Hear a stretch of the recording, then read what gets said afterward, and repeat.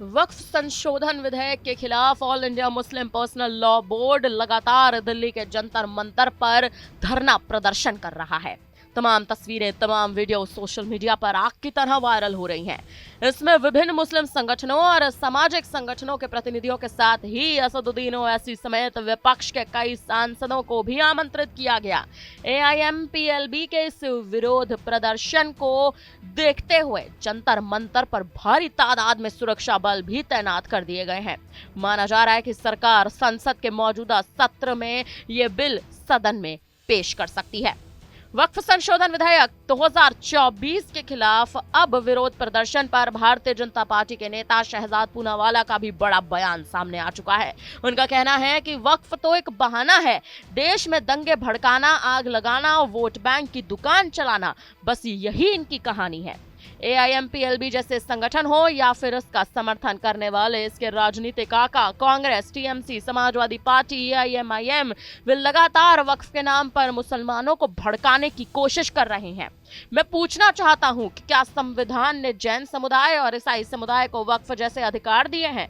वक्फ को हड़पने की असीमित शक्ति क्यों होनी चाहिए? इतना ही नहीं, भारतीय जनता पार्टी सांसद और वक्फ संशोधन विधेयक 2024 पर संयुक्त राष्ट्र समिति के अध्यक्ष जगदम्बिका पाल ने भी रविवार को विधेयक के खिलाफ विरोध प्रदर्शन की आलोचना की थी। आपको बता दें कि ऑल इंडिया मुस्लिम लीग पर इस पर बड़े सवाल उठाए थे। उन्होंने दावा किया था कि इससे विभाजन पैदा हो सकता है, संसद के कानून बनाने के अधिकार को चुनौती मिल सकती है। जगदम्बिका पाल का कहना था कि मुस्लिम पर्सनल लॉ बोर्ड ने पहले ही समिति के अपनी चिंताएं प्रस्तुत कर दी हैं। रिपोर्ट्स में उन बिंदुओं पर विचार किया गया है। एएनआई से बातचीत करते हुए भाजपा सांसद साफ तौर पर कहते नजर आए कि इस संशोधन के बाद संयुक्त संसदीय समिति और वक्फ ने एआईएमपीएलबी को समिति के समक्ष बुलाया था। हमने समिति के समक्ष एआईएमपीएलबी द्वारा उठाई गई तमाम बातों का भी संज्ञान लिया था। आपको बता दें कि उन्होंने तमाम लोगों को गुमराह करने की कोशिश का भी आरोप लगा दिया है। जगदम्बिका पाल का कहना है कि अगर वे इस वक्फ संशोधन के खिलाफ विरोध प्रदर्शन करने जा रहे हैं तो कहीं ना कहीं देश के लोगों के बीच नफरत पैदा करना, संसद के कानून बनाने के अधिकार को चुनौती देने की भी कोशिश की जा रही है।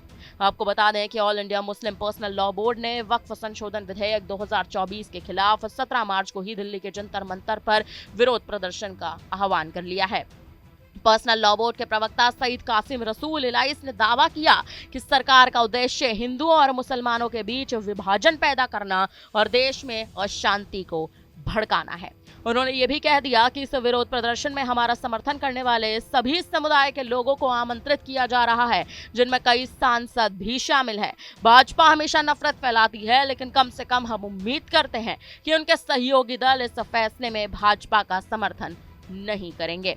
एआईएमपीएलबी के महासचिव फजलुर रहीम मुजद्दी का कहना है कि उन्होंने सभी लोकतांत्रिक तरीकों से सरकार को समझाने की कोशिश की, लेकिन उनकी चिंताओं को नहीं सुना गया।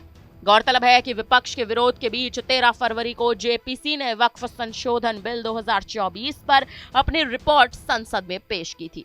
वक्फ संपत्तियों को रेगुलेट करने के लिए अधिनियमित वक्फ अधिनियम 1995 की लंबे समय से कुप्रबंधन, भ्रष्टाचार, अतिक्रमण जैसे तमाम मुद्दों के लिए आलोचना भी की जाती रही है।